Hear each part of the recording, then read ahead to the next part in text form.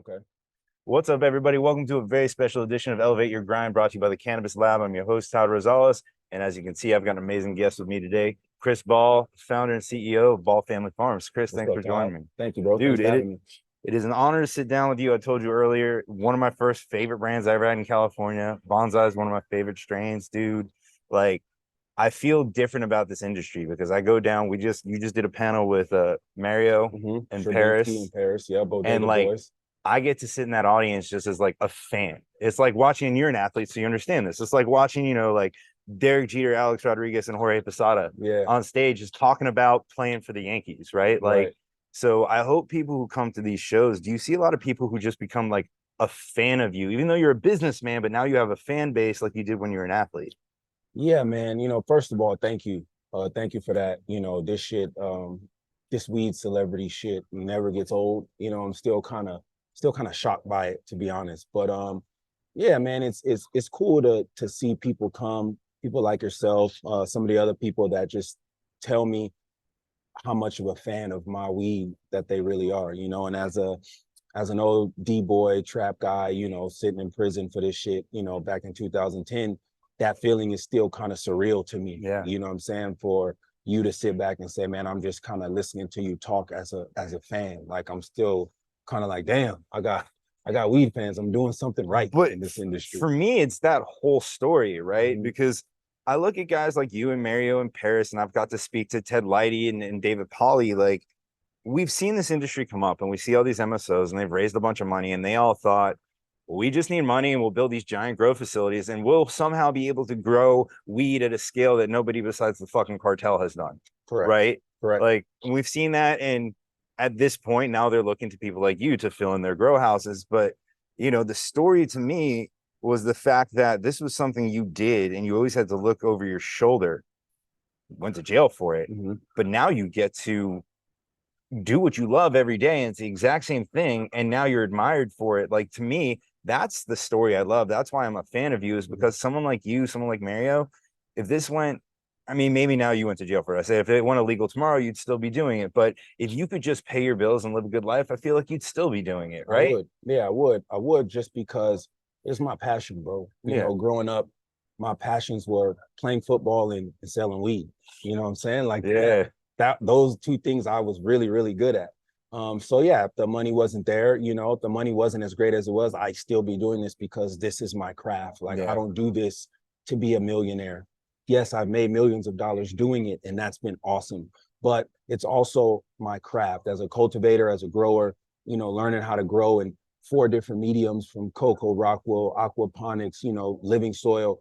I love the sport of cannabis. Yeah. I love pheno hunting. I love finding new terpene profiles and new terpene percentages of 3, 4%, 5%. I love finding weed that's 17% THC, but 3.5% terpenes, and it puts you under the fucking table. You know what I'm Yeah. saying? Like, I love the sport of it. The branding and all the rest of the things that we've got going on. That's fun. It Yeah. makes the brand cool, and it's to be able to make Yeah. shirts and people want to buy merch and shit. And that's all that shit is cool. But at the end of the day, it's the craft. It's my craft of growing weed that I love, that I'm addicted to. I'm really good at stealing what other people say. So I'll say what you said on stage, right? Like, nobody would buy the shirt if the weed wasn't good, If it was right? garbage, right? Like, Of we course. buy the shirt because the weed's good. Like, I'm never Facts. gonna go, man, that Ball Family Farms hat is tight. I'm gonna wear it and then I'm gonna smoke it. And put Take that this shit off. out. Yeah, Fuck you're gonna be that. embarrassed to wear that shit, It's like right? I all of a sudden I love the weed. I see the hat. I'm like, I gotta I go gotta get it represent. out. Yeah, you So know what I'm saying? go back to you young, right? Yes. Getting into sports, typically, going associated with sports is some sort of form of clean living, Yes. right? Yeah. Like, we all do dumb shit when we're younger. We get into stuff depending on where we are. But when it comes to sports, like, you got to show up to practice, you got to work your ass off. And for you who played at the highest level, you're working harder Mm-hmm. than everybody else. Mm-hmm. Some genetic talent there, but it doesn't matter. That only gets you into the spot where you can work your ass off to Yeah. get to the highest level.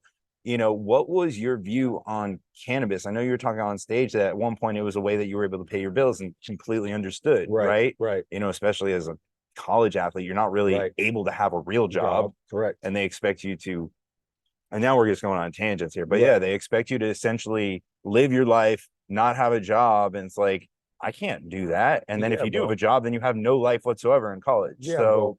what was your view on cannabis before you got to college, before you got involved with it? Um, before I got my scholarship to Berkeley, once I got my scholarship, things changed, Okay. because now I didn't have to sell weed anymore. But in junior college at Mount Sac in Walnut, California, I did.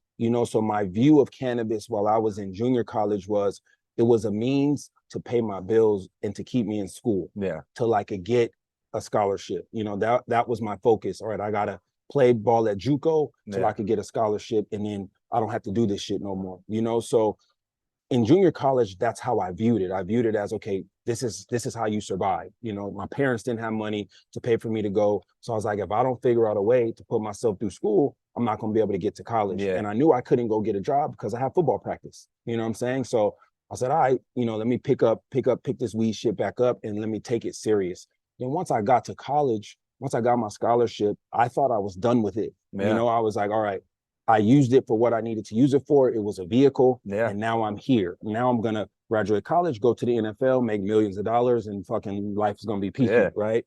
Well, that didn't happen in that order, right? It didn't happen like that. So once I got to Canada, and I bounced around the NFL a little bit, and then I got to Canada. And once I got to Canada, that's where it got serious for me again, Okay. because I'm playing ball over in Canada in the CFL, but I'm watching the weed industry over there from a Yeah. trap perspective again, right? The growing and the entrepreneurial shit didn't set in yet. It was more of, wait a minute, y'all got packs over here for 700-800.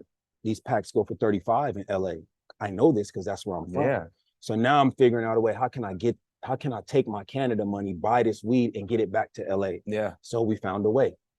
I mean, I would argue with you that the entrepreneurship and the business sense was always there, because at the end of the day of trapping, like, that's the basic building blocks of business. It is. You gotta you buy supply, you buy it for less, you gotta sell it, and you know how much you're gonna make. Like, Facts. You learn the basic building blocks, and people, business schools and everything else, that's going to teach you the nuances that someday you're going to hire an operating officer for, you're going to hire a lawyer for, but the basic building blocks of, this is what our costs are. Correct. And this is what our revenue is going to be, and everything in between is what I have for me and to build our business with. Correct. So, like, I think the big part of that, I agree with what you're saying. I think it was there, but I hadn't recognized it. I hadn't looked at eye to eye and recognized exactly what that was. To me, you've been like, you're more on, like, and listen, you're a weed guy through and through, you're a cultivator, your heart and soul goes into the product, but the entrepreneurship was there, because even the way you were talking about it, you were more addicted to the game, the getting the money, building the business. So you're just like, well, this is an easy business to start. Right. Yeah. I think all those years, man, of just trapping, hustling, budgeting money, making sure I got enough to re-up, making sure, set the none of price, them all that shit. They don't know how to do it, bro. It's the fucking craziest thing, because I'm looking at these guys and I'm like, how stupid are you? You guys are just throwing money away. Like, I don't get it, Yeah, well, the tech industry ruined this country.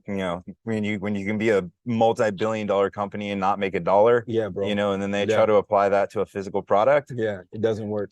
It doesn't fucking work. It doesn't fucking work. They're learning the hard way, for sure. But you get this business. What'd you study in college? I studied sociology. Okay. I majored in sociology, and I minored in business. Okay. Yeah. So I got a little bit. Okay. You know what I'm saying? They taught me some building blocks. I feel like those business classes would have just appealed to you so much. Yeah, they did, bro. I mean, economics, business, like, I was always fascinated with that shit, because, being an inner city kid and coming from where I come from, we didn't have that. You know what I'm saying? Nobody owned businesses in the hood. You know what I'm saying? Like, we went and shopped. So I always wondered, how does that work? Like, how can you afford this liquor store? Yeah. How does this soda get here? That was always on my brain, So once I got to college and I was in my business classes and I'm learning, okay, you got to do this, you got to do that. Here's where it starts. Here's the middle. Here's where it ends. Here's your consumer. I got more and more excited about it. You know what I'm saying? And then I just kind of started applying those things that I was learning in the street or in the trap, and it was working. Yeah. It was working. I'm like, holy shit, this actually works. So I think, where I'm at today, it gave me an advantage because I accidentally got an education in the culture, circumstantially, just based off of where I was at. My parents couldn't afford it, so I had to do it myself.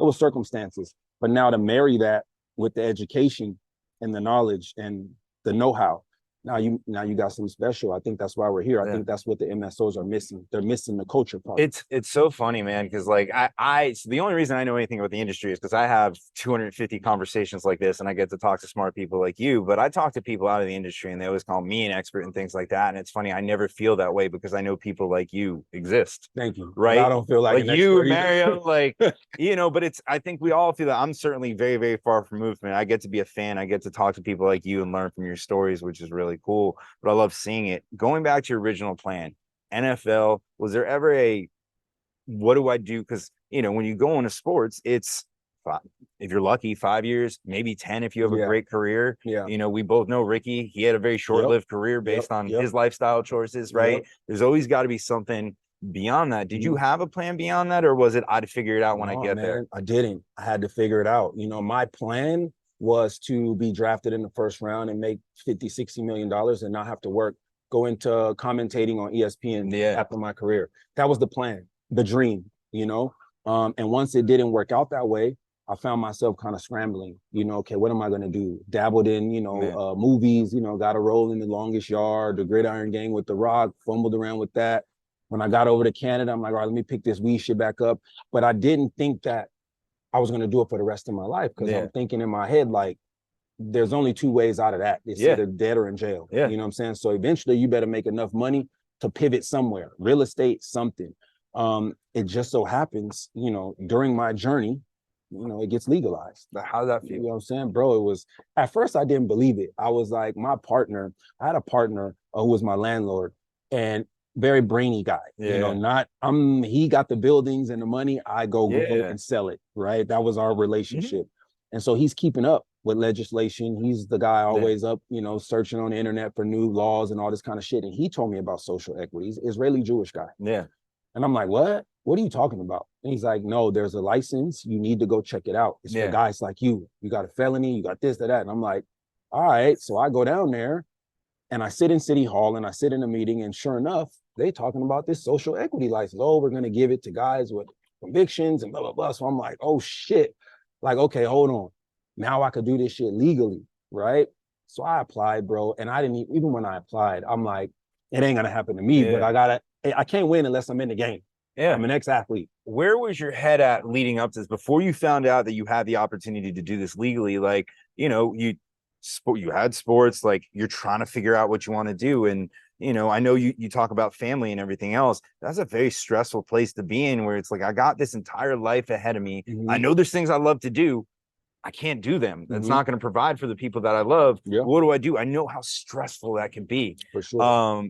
Where's your headspace at before you found out? And then what was that feeling like when you're like, oh shit, I get to do what I love and what I'm good at legally? Yeah. Like, before I found out, my headspace was basically in the spot of learn how to become a master at growing. Because when I found out, I think I had only been successful at growing for like a year. Okay. When I found out about social equity. So my mindset in that moment was make enough money, sell to Prop D compliant shops, get in enough dispensaries in California, still sell your trap packs, build up enough money to take care of yourself. Okay. And your family, not brothers, not generational money, just take care of yourself. And then once I found out about the license, it changed to like, wait a minute, I could take care of everybody. I can really leave behind some sort of legacy. I could give people jobs in my family. How great is that? That was the greatest feeling in the fucking world. Like that feeling was kind of surreal once the license actually came. So many people out there say, don't work with family. Fuck you. Nah, bro. Fuck all you people who say that. You can. For me, bro, it was a big decision for me because I knew in the cannabis space, there were so many people with bad habits because I've been in it my whole life. If I hate saying it this way, but if your family fucks you over, like for the chances of that happening are very slim. And if it does, you've got bigger problems than just what just happened to your business. Right. Like it's a much bigger issue than that. And not to say that your family, their family won't fuck you over, because they will, but it's not like how somebody from the outside is fucking you over. Yeah. Right? Your family's fucking you over probably because they feel entitled or they love you and they feel that the rules those same rules that would apply to a stranger don't apply to them because they're family. So the fuck up comes that way. It's not malicious. Like I'm about to rob you. Yeah. I'm about to deliberately steal. Like I'm about to take all your IP and your business your and then figure out how to get you out of it. It's different. You know, so for me, I knew, okay, let me go grab my little brother because this is somebody who looks up to me. Yeah. He'll never challenge me. Let me go grab my little cousin, looks up to me, will never challenge me. Let me go grab my little sister. These people, I'm already the leader of the family to them without this shit, right? So now let me train them and give them my habits. Let me get a blank canvas and then let me paint those athlete habits, piece, that right? And I'm gonna just give them Chris habits. Yeah. So that's how we got here because they hadn't been in the space before, so they didn't know anything. They only knew what I taught them, and I was very strategic and purposeful about what I taught them. And so now we run like a well-oiled machine, and it's my way, and it works. That's awesome. So it's been great, bro. It's been really dope. What's Thanksgiving dinner like now? Thanksgiving dinner is very, very fun because I don't have to pay for everything anymore.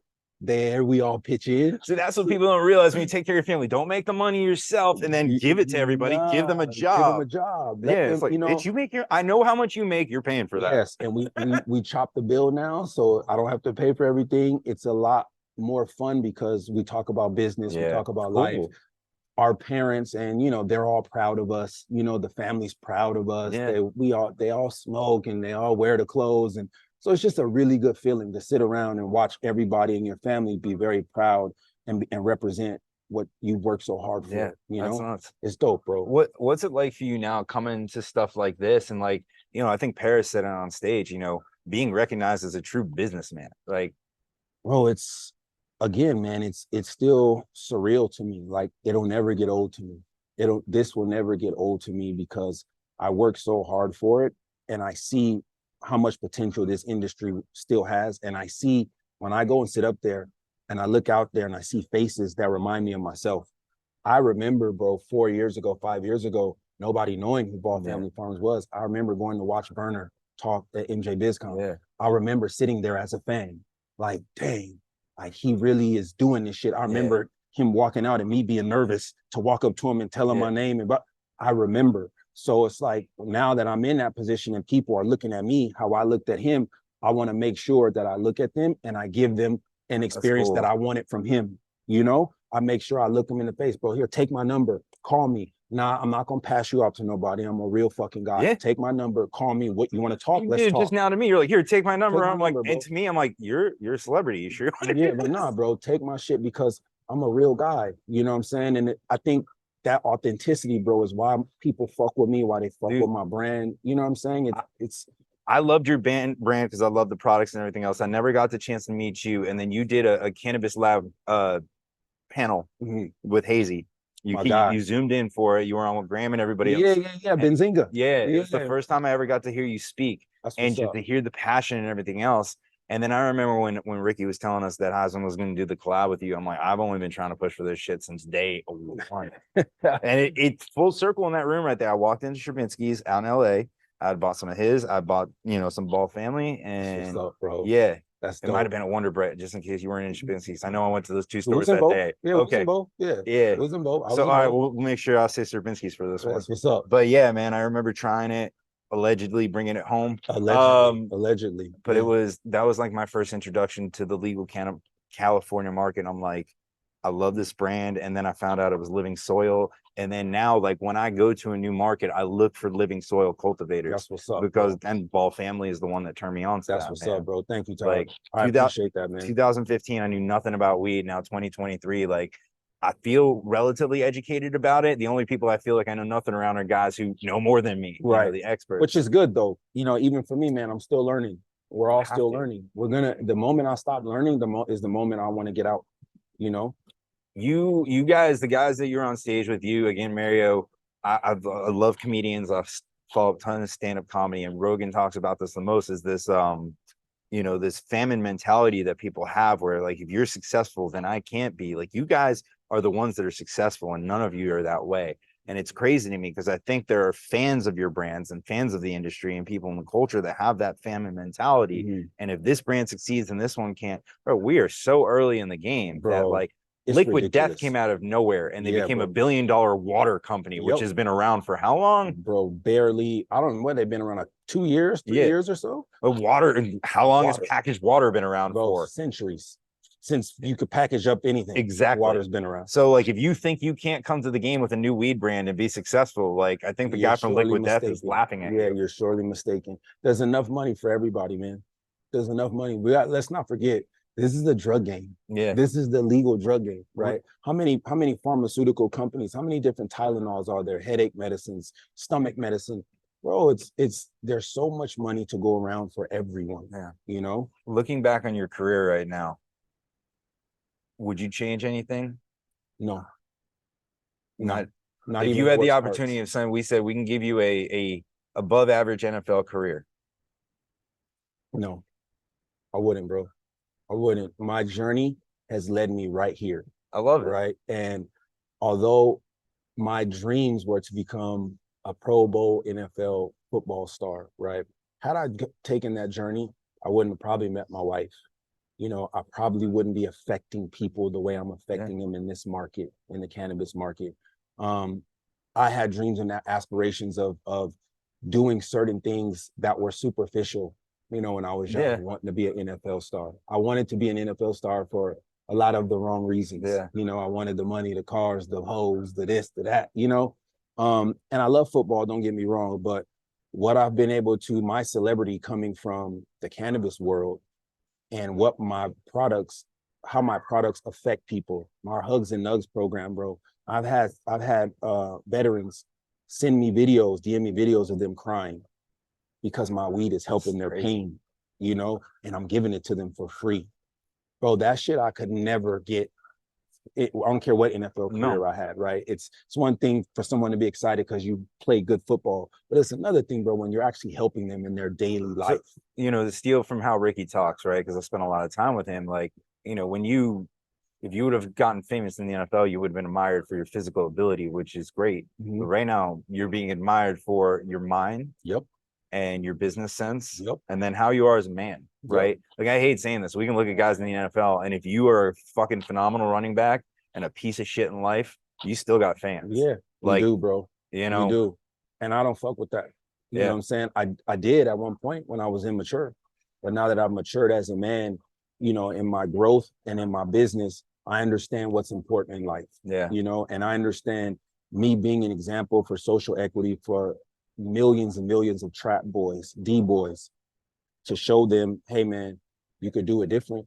There's a path. If you really want to take it, I'm the example. I take that shit very seriously. That's cool. It's you know, man, like, it's different for me with this podcast. I love doing this every day because I love having these conversations, and I'm such a fan of you guys. Like, this is something that, like, my day job is I help companies get bank, right? I help cannabis companies get banking, and it's fucking awesome. And I work for a great company, but like, this is what I talk to my kids about. Like, my daughter, she'll go through my phone, she'll see a video, and it's so funny. She'll see me, she'll go, Dad, I was on TV, and she sees the microphone in the house, and then it's funny. Like, we'll pull a clip, and you'll be in it. She'll be like, who's that? I'm like, oh, that's Chris. Is Chris your friend? I'm like, yeah, Chris is my friend. And I talked to her about that. That's dope, bro. And it's funny, she takes an interest in it. But it's cool, man. It's fun having the family around. Like, but when you're talking like that, that's what motivates me right now. And I'll say, you know, I had a career 10 years before cannabis in sales and enterprise technology. I did really, really well.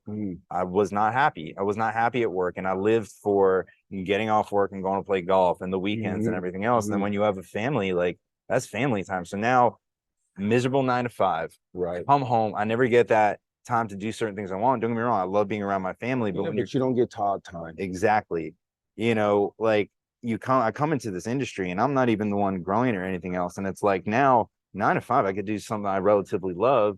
And then look at all this family time I have that I get to enjoy. It completely changed my outlook on it. So I resonate with you talking about being able to do what you love and provide for your family from it. Like, I think that's what life's about. It's cool, man. It's surreal. Like, I wake up most mornings these days when the grow is doing well and there's exciting new strains coming down. I wake up every day, can't wait to get to work. Can't wait to see the progress of the plants. Can't wait to get on a flight to go to New Jersey to talk to people about how much I love cannabis. You know, it's only when the grow ain't doing so hot, then it's like, fucking, you're miserable, right? I mean, listen, nobody's ever gonna get to a point. Everything ain't perfect. Everybody wakes up one day and just goes, Right. I fucking don't want to go to work today. I Right. think it's happened to Warren Buffett. I think Of it's happened course, to bro, of everybody course. else. But for the most part, I wake up every day Yeah. excited about my day and That's excited good. about my job. I got an interesting question. I don't know if anyone's asked you this yet, but I think about it a lot. Did the timing of Cobra Kai give you a bump at all? Absolutely. That's awesome. Absolutely. Shout out to Cobra Kai. Shout out to my boy Dougie Cash and my other boy Caleb Pinkett, who are producers of Cobra Kai, hell yeah, of the show, right? The stars just aligned for me, bro. dude. That wasn't on purpose. That was just fucking like, that was like the cannabis You gods got a going. Daniel LaRusso strain, and all of a sudden, out of obscurity, Bro, here comes Daniel LaRusso back into the biggest show. Bro, it was the cannabis gods saying, okay, you put in your 10,000 hours and now it's your time. You know what Chris, I'm saying? you can't advertise on Instagram, you can't advertise on Facebook, but we're gonna give you the biggest fucking hit that Netflix has ever had. They did, bro. They did it for me. Yeah, bro. We talk about it all the time. I sent that whole staff, the writers, the actors, I sent them all gift boxes of LaRusso, all the strains, Miyagi Do, Bonsai. Bro, they've been nothing but supportive, super cool fucking guys. Like I said, my boy Caleb Pinkett is one of the producers on that show. So it's been dope, bro. They sent me a fucking Cobra Kai jacket, you know what I'm saying, that they only gave the crew. It's been cool, man. It's been a wild fucking ride, bro. That's funny, man. That's awesome. Chris, man, it's a fucking pleasure to talk to you, man. Let's do this again for sure. Absolutely, bro. Thank you so much. Thanks for having me, man. I appreciate it. Thank you to everybody at home for watching. We'll see you next time. Peace.